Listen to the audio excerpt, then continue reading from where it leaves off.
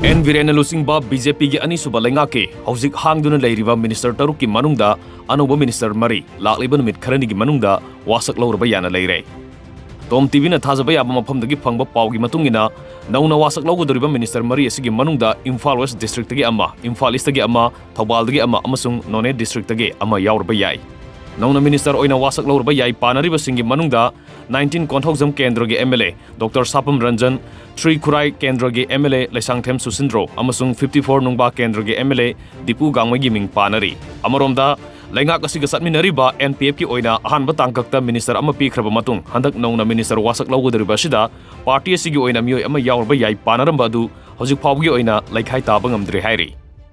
Panba yai mamang tha March ki tang 12 da Chief Minister N Viren yauna atopa minister manga wasak laukraba matung ngasi fawda BJP gi Leingak asida minister taruk hangduna leiribani. March ki tang 12 da wasak laukiba minister sing adudi Thongju Kendra gi TH Biswajit, Singjamai Kendra gi Y Khemchan, Bisnupur Kendra gi K Govindas, Kangpokpi Kendra gi Nemsa Kipgen amadi Tamai ST gi Awangbong Nyumaini.